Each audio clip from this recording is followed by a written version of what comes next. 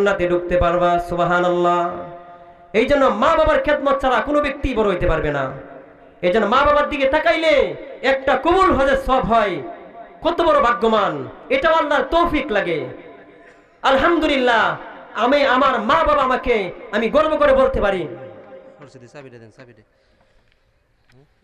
সাবিতে সোহানের কাছে এই দেখে তুমি যাও, তুমি বাসায় গিয়ে পানির হিটার আছে না, গরম করে যায় বলো দিত শোনে চাবি, গরম পানি হিটার। হ্যাঁ, গরম পানি আছে নাকি? আল্লাহ, সবাই জিকির করি, লা ইলাহা ইল্লাল্লাহ, লা ইলাহা ইল্লাল্লাহ, লা ইলাহা ইল্লাল্লাহ। এই জন্য আল্লাহর হাবিব বলেছেন, মা বাবার দিকে তাকাইলে একটা কবুল হজের সওয়াব পাওয়া যায়। আপনি আমি অনেকে আছি, হজ করার মতো আমাদের সমর্থন নাই, মদিনা যাইতে মন চায়, ঠিক না? মদিনা যাইতে মন চায়। এই জন্য রাসূল বলছেন, তোমার সামর্থ্য নাই হজ করার মতো, টাকা পয়সা নাই, সম্পদ নাই, কিন্তু ইচ্ছা আছে। কিন্তু তোমার মা বাবার দিকে যদি তুমি তাকাও, ওই যে ব্যক্তি হজ করে আসলো হাজার লাখ টাকা দিয়া, কিন্তু তুমি মা বাবার দিকে তাকানোর কারণে আল্লাহ তোমার আমলনামায় হজের সওয়াব দেয়া দিবে। সুবহানাল্লাহ। এই জন্য মদিনা অনেক দূর, অনেক সম্পদ লাগে। এই জন্য আমাদের মদিনা সবার যাইতে মন চায়। মাঝে মধ্যে একটা গান, ওটা গজল বলতে মন চায়, কই মাদিনা যাইতে পারলাম না, মদিনা দেখতে পারলাম না। আমাদের সবার মন চায় না মদিনা যাইতে? বলেন, মদিনা যাইতে পারলাম না, মদিনা দেখতে পারলাম না। আমি অসহায় তাই এত দূরে রই, অসহায় তাই এত দূরে রই, শুধু সালাম জানাই, মদিনা যাইতে পারলাম না, মদিনা দেখতে পারলাম না।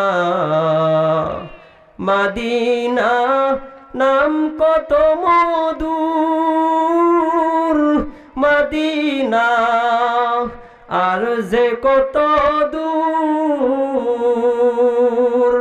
পাখির নেই ডানা থাকিলে, পাখির নেই ডানা থাকিলে, যেতাম মদিনায়, মদিনা যাইতে পারলাম না, মদিনা দেখতে পারলাম না।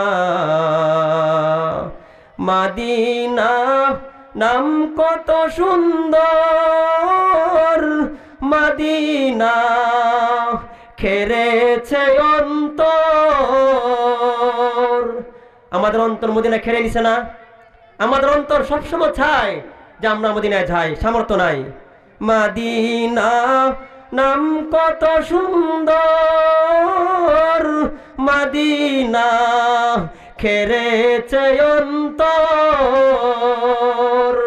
ওই মদিনার পথের ধুলি আমি, ওই মদিনার পথের ধুলি আমি মাখতে পারলাম না, মদিনা যাইতে পারলাম না, মদিনা দেখতে পারলাম না। আরবেরই প্রবাল হাওয়া পশ্চিমে করেছে কাবা, এই গরিবের দুঃখী সালাম, এই গরিবের দুঃখী সালাম পৌঁছে দিও মদিনায়, মদিনা যাইতে পারলাম না, মদিনা দেখতে পারলাম না। বলেন, আল্লাহ যদি কবুল করে নেয় অবশ্যই আল্লাহ আমাদেরকে মদিনা নেবেন ইনশাআল্লাহ। মদিনা যাইতে পারলাম না, মদিনা দেখতে পারলাম না। আল্লাহর হাবিব বলেন, তুমি মদিনা যাইতে পারো নাই, আফসোসের কোনো বিষয় না, কারণ তোমার সম্পদ নাই, সম্বল নাই। তোমার মা বাবা আছে, ওই মা বাবাকে তুমি খেদমত করো, খুশি করো। ওই মা বাবার দিকে তাকাইলে আল্লাহ পাক রব্বুল আলামিন তোমার আমলনামায় হজের সওয়াব দেয়া দিবেন, সুবহানাল্লাহ। এই জন্য মা বাবার খেদমত করলে আল্লাহ তাআলা জান্নাতি বানাইবেন। মা বাবাকে অসন্তুষ্ট কইরা আমরা দুনিয়াতে যতই জান্নাত তালাশ করি, জান্নাত পাওয়া যাবে না। মা বাবাকে অসন্তুষ্ট করে যদি আমি সারা দিন নামাজ পড়ি, মা বাবাকে অসন্তুষ্ট করে যদি আমি হজ করি, মা বাবাকে অসন্তুষ্ট করে যদি আমি বিশাল বড় বড় মসজিদ বানায়া দিই, দান সদকা করি, 1 টাকা আমার কোনো কাজে আসবে না, কোনো কাজে আসবে না। এই জন্য মা বাবার খেদমত যারা করবে তারা দুনিয়াতে কামিয়াব হবে, আখিরাতেও তারা কামিয়াব হবে। এই জন্য মা বাবার খেদমত এত গুরুত্ব। আল্লাহ তাআলার হক আদায় করার পরে মা বাবার খেদমত নিয়ে আসছেন। আল্লাহ বলছেন, ওয়াকাদা রাব্বুকা আল্লা তা'বুদু ইল্লা ইয়াহু ওয়া বিল ওয়ালিদাইনি ইহসানা। আল্লাহ বলছেন আমার হক আদায় করার পরে তোমরা মা বাবার হক আদায় করো। মা বাবার হক আদায় করলে কি হবে? মা বাবার হক আদায় করলে তোমরা জান্নাতি হয়ে যাইবা। সুবহানাল্লাহ, জোরে বলেন সুবহানাল্লাহ। কিতাবের মধ্যে পড়েছি, আমরা জানি মুসা আলাইহিস সালাতু ওয়াস সালাম আল্লাহর কাছে প্রশ্ন করো, গো আল্লাহ, এই দুনিয়াতে প্রত্যেকটা আখিরাতে প্রত্যেক নবীর জান্নাতের সঙ্গী হবে, প্রত্যেক নবীর জান্নাতের সঙ্গী হবে। মুসা আলাইহিস সালাম একজন নবী, গো আল্লাহ আমি তো একজন নবী, তাহলে জান্নাতে আমার সাথী কে হবে? আল্লাহ বলেন, ওই কসাই। আল্লাহ আপনি কি আমার সাথে ঠাট্টা করতেছেন নাকি? আপনি গেলে সবসময় আমার সাথে ঠাট্টা করেন, মজা করেন। আপনি আমাকে ঠাট্টা কিভাবে করেন? একজন কসাই আর আমি নবী, আমার নবীর জান্নাতের সাথে কিভাবে কসাই কিভাবে হবে? শুনতে কেমন না একটা? নবীর সাথে কসাই জান্নাতে হবে। আল্লাহ বলেন, ওগো মুসা আমি ঠিকই বলছি, তোমার সাথে আমি ঠাট্টা করি নাই, ওই কসাই তোমার জান্নাতের সাথী হবে। মুসা আলাইহিস সালাম বলে, এটা আবার কেমন কথা? আচ্ছা যাক, ঠিক আছে, আমি দেখি কসাই কি বলে। ঠিক আছে, আমি যাই, কসাইয়ের কি এমন কি কাজ যে কসাই একজন নবীর সাথে সে জান্নাতের সাথী হবে? মুসা আলাইহিস সালাম যায়, ওই কসাইয়ের বাড়িতে যায়, দেখে ওই কসাই একজন গুস্ত কাটক, গুস্ত কাইটা বিক্রি করতেছে। আর মুসা আলাইহিস সালাম দূরের দিকে তাকায় তাকায় দেখতেছে, ওই গোস্ত কাটে আর নরম নরম গোস্তগুলা ওই কসাই আলাদা একটা প্যাকেটের মধ্যে রাখতেছে। মুসা আলাইহিস সালাতু ওয়াস সালাম দাঁড়ায় সব তামাশা দেখতেছেন। আবার যখন সন্ধ্যা হয়ে যায়, গোস্তর দোকান বন্ধ কইরা দিয়া ওই নরম নরম গোস্তগুলা, কলিজাগুলো, যে সমস্ত গোস্তরই বড় বড় স্বাদ, বিশাল বড় স্বাদ লাগে, দাঁত নাই, মুরব্বীরা খায়। আল্লাহর হাবিব বলেন, নবী কিতাবে লেখছেন, ওই ব্যক্তি ওই গোস্তগুলা নিয়ে তার মার জন্য আনতেছে, সে গোস্তগুলো নিয়ে আসতেছে। মুসা আলাইহিস সালাম দাঁড়ায় দেখতেছেন। বাড়িতে আইসা সে ফ্রেশ হইয়া ওই গোস্তগুলো নিজ হাতে রান্না করতেছেন।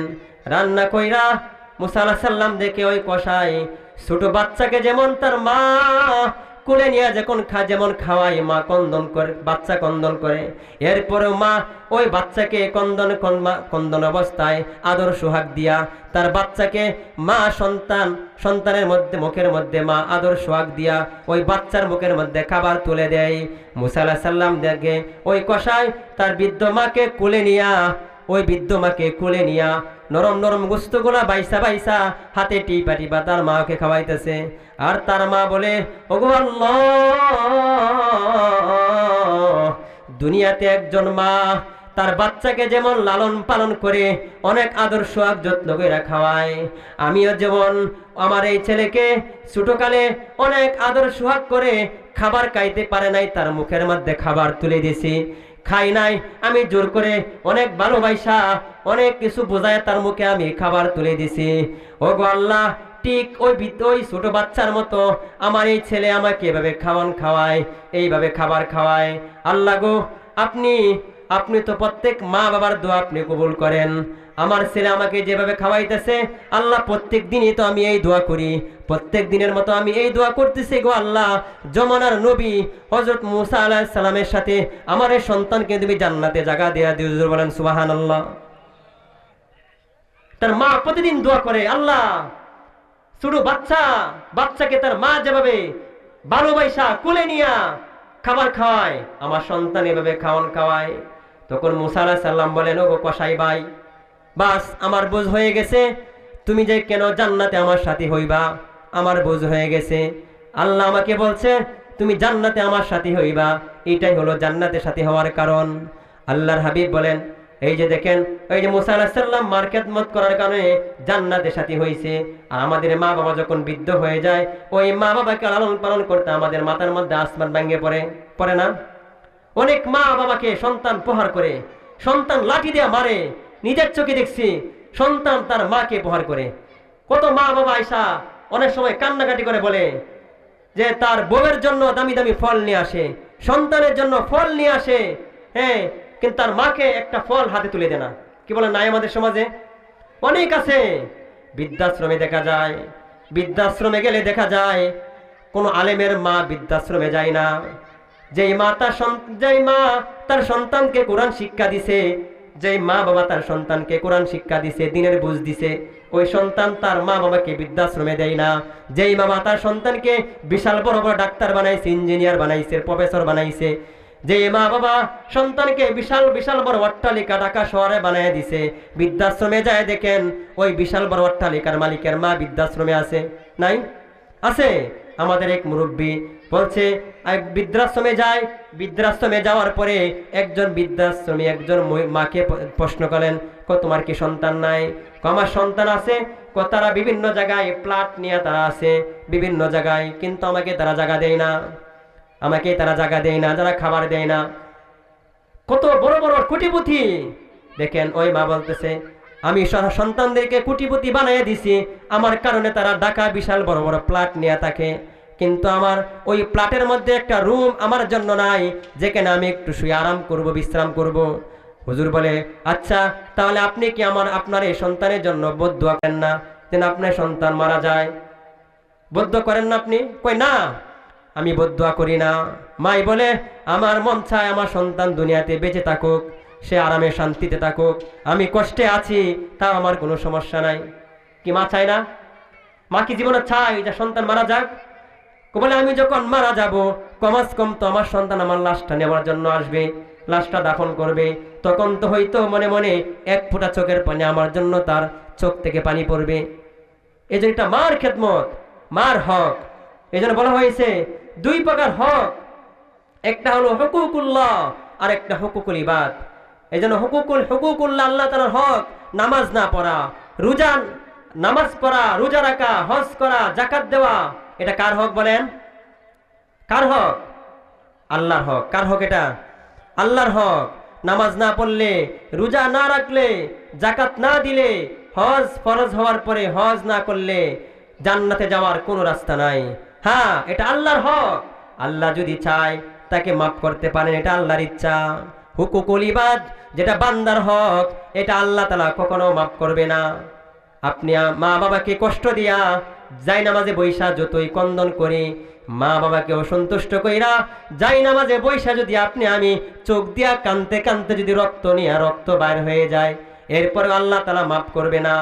মানুষের হক নষ্ট কইরা যদি আমি যাই নামাজে বৈশা সারা রাত্র ভরা কান্দি, ওই হক জীবনও নষ্ট হবে না, ওই হক জীবনও মাফ হবে না, আদায় হবে না। এজন্য আল্লাহর হক আল্লাহ চাইলে মাফ করে দিতে পারবেন।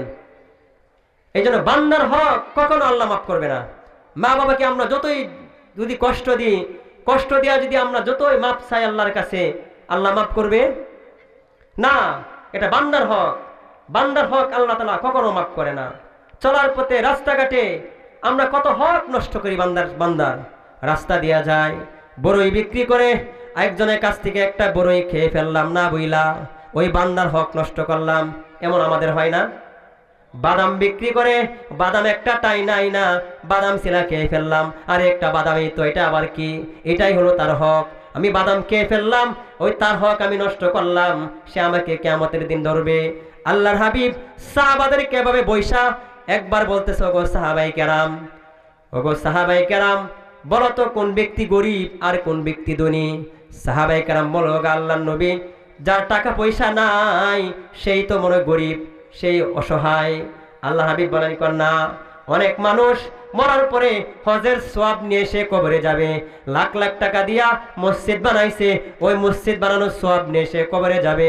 অনেক টাকা গরিব মিসকিনকে দান করছে, যাকাত দিছে, ওই সওয়াব নিয়ে সে কবরে যাবে। কিন্তু কবরে যাওয়ার পরেও ওই ব্যক্তি খালি হাতে জাহান্নামে যাবে। সাহাবায়ে কেরাম বলছে, ওগো আল্লাহর নবী, ওই ব্যক্তিটাকে?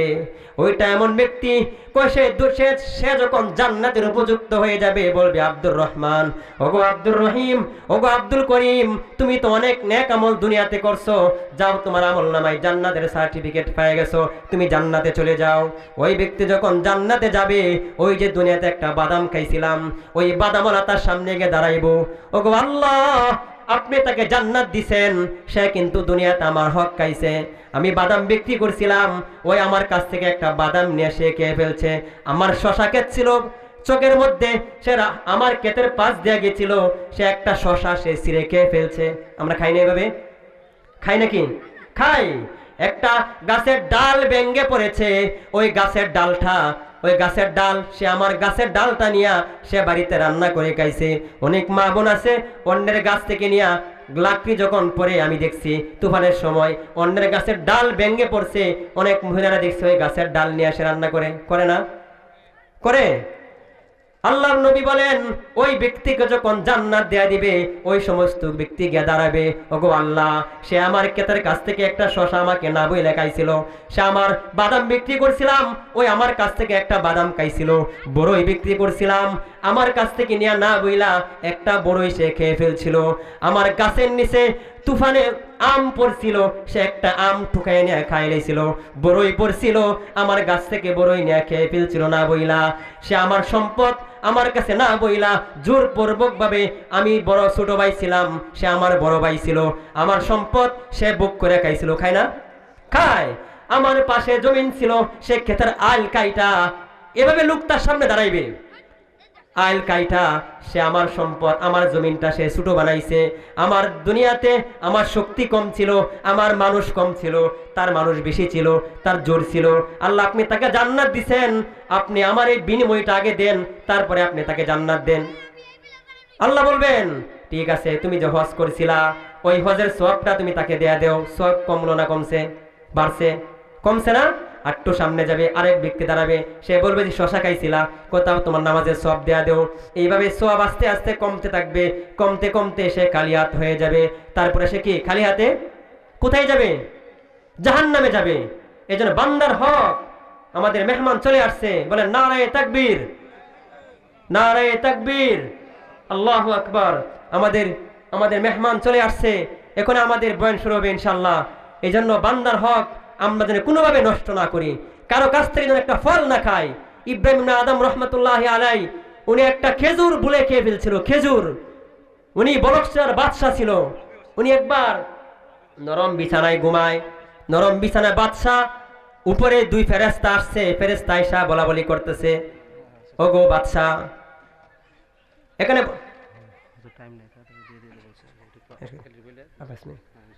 এই জন্য মানুষের হক নষ্ট করে কোনোভাবে জান্নাত পাওয়া যাবে না, আল্লাহর হক নষ্ট করে জান্নাত পাওয়া যাবে না। এই জন্য আল্লাহর হকের সাথে মা বাবার হকের কথা বলছে, আমরা সবাই মা বাবার খেদমত করবো তো ইনশাআল্লাহ। আল্লাহ তাআলা আমাদেরকে আল্লাহর হক, বান্দার হক আদায় করে কবরে যাওয়ার তৌফিক দান করুক। ওয়া আখিরি দাওয়ানা আনিল হামদুলিল্লাহি রাব্বিল আলামিন।